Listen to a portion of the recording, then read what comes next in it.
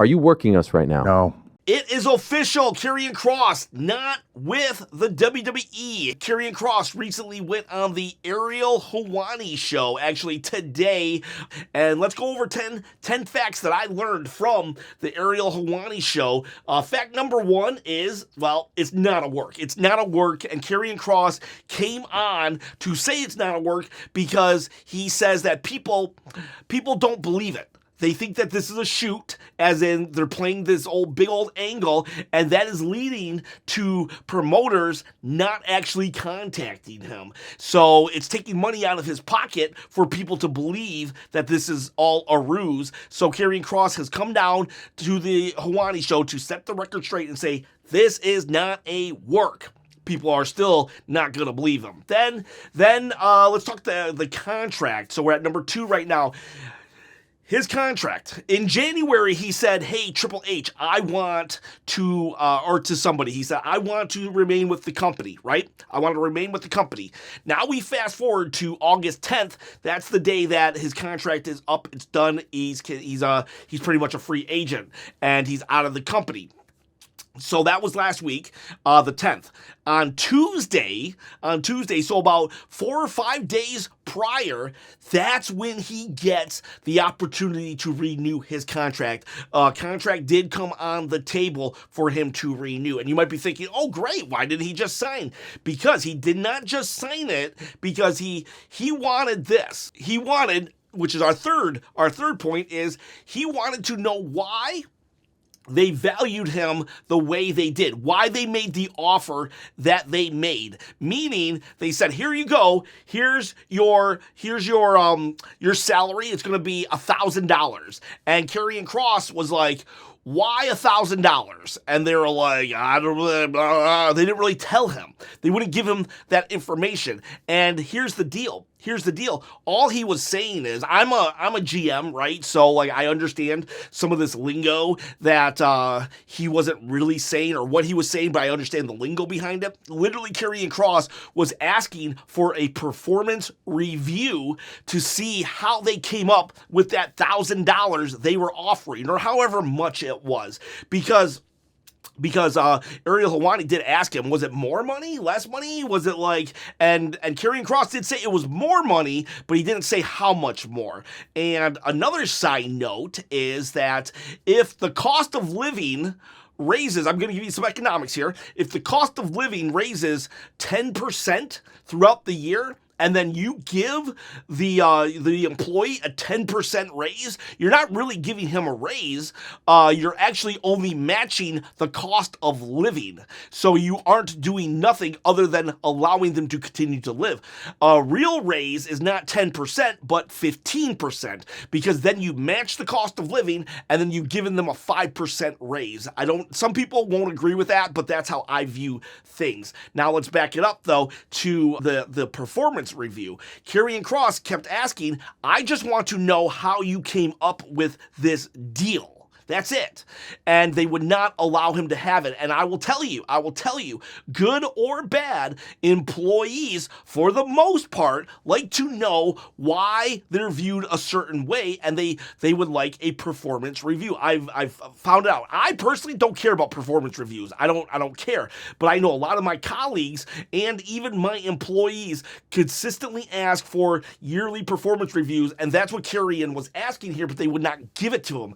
Therefore, he didn't know if he should sign this contract. He just wanted everybody on the same page. Fact number 3. When he asked that, basically, they gave him, you got 24 hours to sign this. They literally gave him a 24-hour window to sign this contract. In January, he said he wanted to stay a member of WWE, and now about 5 days before he has to go, they give him 24 hours to sign a contract in which he asked for information that they would not give him on a performance review. And it's like, he has to make up his next 3 to 5 years of existence, his livelihood, and he has 24 hours now to decide. Like, have you seen how big most modern day contracts are? Like, for real, have you seen that? I'm sure it was a pretty big contract, and there's a lot of money attached, a lot of this, a lot of that. Who knows what he would have to stop doing on the side? Would he be able to keep his YouTube channel? Would he this? Would he that? I don't know. So now he has 24 hours to figure that all out and look at the legalese of it. Or hurry up, send it to his lawyer, get his lawyer to do that, and then he can explain the stuff. So 24 hours, I feel, was unfair, very unfair. And these are strong arm tactics by probably a company that doesn't really want to keep you there. They want to say, hey, we offered Karrion Kross a contract. We offered him a contract. He's the one that did not sign it. They want to have that talking point, which technically they are correct. But when you hear the other side of the story, yeah, they're jerks. They are jerks. And side note, here's another. I'm not even gonna. Fact number 5. Fact number 6. Karrion Kross's wife, Scarlett. She was not part of the package. She was never actually asked to renew. And Karrion was like, well, I mean, what are you gonna do with her? And they were just like, we're gonna talk to her after you. But here's the deal. They only had 5 days for Karrion Kross, so when were they going to talk to Scarlett? Day 4, but they never actually did talk to Scarlett. And I understand. A lot of people are like, well, she didn't really do nothing. She didn't add nothing. Yeah, well, I honestly don't think that they gave her enough opportunities because she's actually decent in the ring. She actually is decent on the mic, and she's actually decent in the crowd. Look at her TNA stuff. But whenever I saw her and Karrion together, I thought she added a lot to the presentation. I really do think she added a lot as a manager. And I will say, she was outside. She would always encourage the crowd to get motivated. I remember when Sammy hit Kross, and she was like, oh, come on, Karrion, quit that. They had good chemistry, and I think that the problem here, we're so quick. We're so quick to say, no, John Cena's heel turn didn't suck. It was the writers who sucked. Well, can we acknowledge that we've seen Scarlett act in action before, and we know that if she's given the opportunity to actually speak and do something, she is actually good. So this is a situation in which I really do feel that the writers are to blame on this, that they wouldn't really allow her to spread her wings and be a valid, strong component more than just the eye candy of the group. And I'll also say this, that I would also understand where Karrion would be like, no, I really want her to be continue part of this character, because it doesn't make sense when suddenly a character just disappears. When Carlito just disappeared from Judgment Day, that did not make sense. And I still hate it to this day. Hate it. I didn't like that AOP suddenly disappeared, and I wasn't even a huge fan of them. Still hate it to this day. I also can look at Rusev, and I see Rusev as somebody who greatly benefited from having Lana at his side. When him and Lana were together, they were a power pair. And even when Aiden English was with Rusev and we had Rusev Day, that was an awesome pairing. Rusev is just better with somebody, and Karrion could be the same way. And I think that we could have done more with her, but they didn't give her any renewal, anything. They didn't talk to her at all. And all they would tell is Karrion, hey, we'll talk to her after we talk to you. Okay? So what else about this contract negotiation makes me think that they sabotaged the entire process? Triple H would not talk to Karrion. Triple H had a go-between. Oh, Triple H is busy. Yeah, I seen him hugging a lot of people. In Unreal. I think he could have hugged Karrion Kross for a little bit as well. No. He called up Karrion in 2022 to say, hey, come back home. But now Triple H is just having a go-between. Now, they did say that Karrion was asked, well, did you text Triple H? And Karrion said no. I think Karrion should have texted Triple H. But that said, if I know that when I have an employee and I really want to keep that employee, I'm gonna I'm going to say, hey, sit down. Let's have a conversation. But when I don't want to keep an employee, I just say, yeah, whatever, let him go. But a valuable employee, I'm going to do everything in my power to let them know how much I value them. Here's my phone. Let me turn it off so you can have my undivided attention. And not just that, Vince McMahon. When Vince McMahon wanted Cody Rhodes, he did not send a representative. Nope, he got on the plane and went directly to Cody's farm or wherever he lives. When they screwed up with R-Truth, which was also a work that they a shoot that they turned into a work. When they fired R-Truth, guess who called R-Truth back because he was not returning calls? Nick Khan himself, because it was important. So Karrion Kross was not important enough to get Triple H, just a representative. So that is another fact of just how much this was not good. This was not good. They sabotaged. They were showing they did not want Kross. I don't know why. Because he got himself over? Is that really why? Are we still doing this thing where you get yourself over? You can't do it? All right, so he's the modern day Zack Ryder. This is stupid. Like, years they tried to get him over. And finally he does it himself. I remember he was so boring for the longest time. And then suddenly, out of nowhere, he's amazing. And it's like, well, I don't know. I'll just have this representative do it. Give him 24 hours. Who does that? That's bully strong arm tactics right there. Then I got my notes over here. Not everybody knew. Here's a factoid, and this could be the real reason why they soured on him. Not everybody knew that WrestleMania promo where he sits down and he says how much he sacrificed just for Logan Paul to walk in. He gets super mad. He calls out Bill Goldberg for his stupid advice about being a good soldier. And moral of that story is Goldberg is stupid. But then he says, guy in the suit in the truck, go F yourself. And he walks off. He said that not everybody knew that was a work. He said not everybody knew that. And so what happened was people started getting thinking that he was really upset.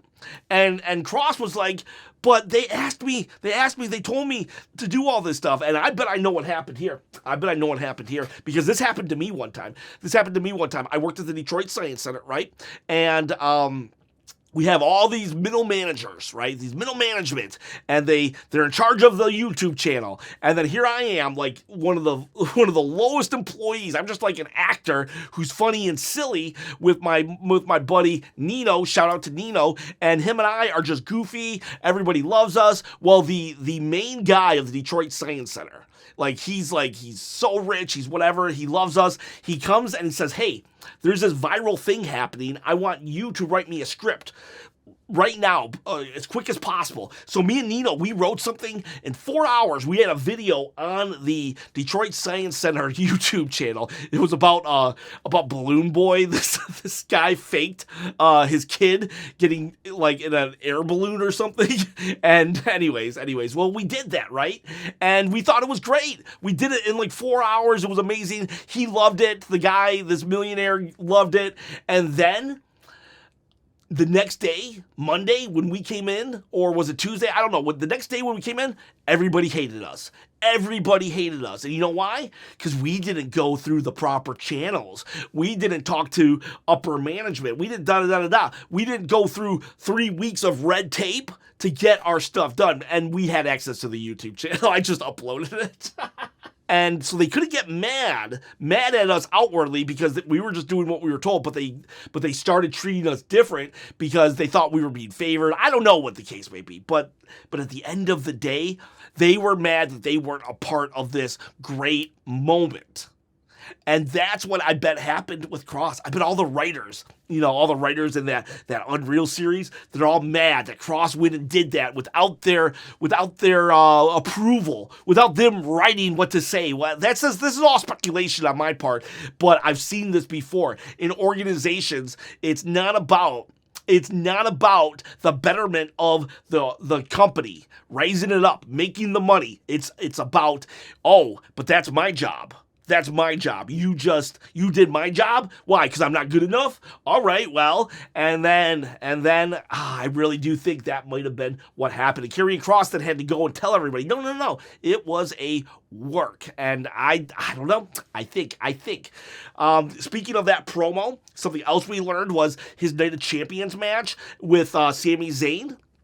His uncle died. His uncle died before that, and he almost was thinking of not going, but his family was like, no, you gotta go. So, ironically or not, in that promo, that WrestleMania promo that we were just talking about, he says, feels so good to be in the business, thinking about all of the funerals that I wasn't able to attend. I missed a bunch of funerals for this, for the love of this sport. And so here he was actually putting his money where his mouth is, missing a funeral so he could go and be on his first PLE since WrestleMania 40.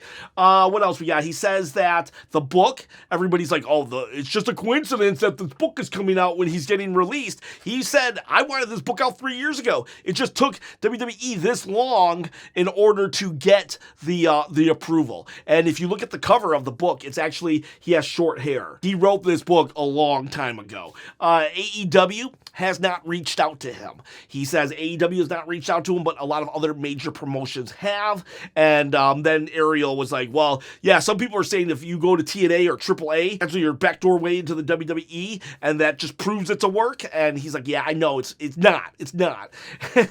And I understand why. Could you imagine? I understand why Tony Khan hasn't reached out to him, though. Could you imagine if it was a work? And Tony Khan is like, Karrion Kross just shows up on AEW TV and just starts trashing him. So, it's like, WWE's awesome on an AEW program, so I kind of get it. But Tony, it's not a work, it's a shoot. Hire that dude. For real, hire that dude. And then finally, he does want to continue wrestling. He said that he's young, he's in shape, he can go, and I hope he does. So those are the things that I learned. Those are the things I learned from this Ariel Helwani, Karrion Kross thing. The main thing is, they didn't want him. I can tell by what happened here. They sabotaged that contract. So yeah, this is not cool. Not cool. And I hate that. He was getting over. And the worst is, so people are so afraid of calling a wrestling mark, that they're not gonna fall for it. Therefore, they're not gonna chant "We want Kross" because they think it's a work. Therefore, we can't get any momentum. Therefore, we can't have the same effect that we had with Truth, because you're too full of yourself and you don't want to get tricked. That we gotta do it, people. We gotta chant "We want Kross" or we won't get Kross. For real. And I know not all of you love Kross, and that's fine. I'm only really speaking to the ones that do, because I want Kross. I hope you want Kross. So we want Kross. Let's let our voices be heard. Boys, girls, I appreciate every single one of you. I really hate that they did this to Kross. He comes off such as a genuinely nice guy, too, that just loves and adores the fans. Man, it sucks. This sucks. But we'll see. Have a good day.